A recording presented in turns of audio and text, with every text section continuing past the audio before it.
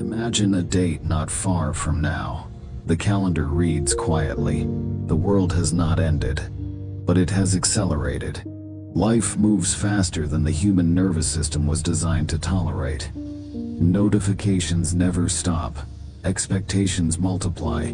Every moment is measured, tracked, optimized. People are more connected than ever, and yet more internally exhausted than any generation before them. Now, look closer. Not at society. At the individual specifically. At a man standing alone in his living room at night. The lights are dim, the room is quiet, and for the first time in years his mind is not racing. This is where the story begins. Modern life is not physically dangerous. It is psychologically relentless. The human brain evolved to deal with short bursts of stress, hunt, escape, recover, but modern stress never ends. Emails, deadlines, social expectations, emotional negotiations, constant evaluation. Most people live in a permanent state of low-grade alert. The body releases stress hormones, not because something is happening, but because something might happen. Over time, this becomes the baseline. People call it normal life. The nervous system calls it exhaustion. At some point, many men begin to pull back, not dramatically, not angrily, quietly. They stop explaining themselves as much. They stop attending every obligation. They stop chasing stimulation for its own sake. This withdrawal is often misinterpreted. Others assume depression, failure, bitterness. But internally, something else is happening. The man is reducing inputs. Less noise, less emotional turbulence, less demand on his attention. And for the first time in years, his mind begins to stabilize. Solitude has a reputation problem. But psychologically, solitude is not isolation. It is environmental control. When a man spends time alone consistently, his nervous system recalibrates. Heart rate lowers, thoughts slow, emotional spikes flatten. The brain stops scanning for social threats. It stops anticipating conflict. It stops preparing defenses. This is not avoidance. This is recovery. The mind learns something crucial. Silence is safe. Once this association forms, it becomes self-reinforcing. After enough time alone, a man notices patterns he once ignored. How often conversations require performance. How often relationships require emotional labor. How rarely peace is truly present. He begins to notice how quickly calm disappears when certain environments re-enter his life.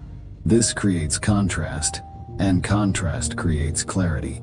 He realizes something simple and uncomfortable. Many forms of connection are expensive, not financially, but neurologically. Once a man understands this cost, he becomes careful about what he allows back in. That is why he rarely goes back. Solitude is not romantic. It removes distraction. In silence, unresolved thoughts surface. Regrets appear. Questions without answers linger.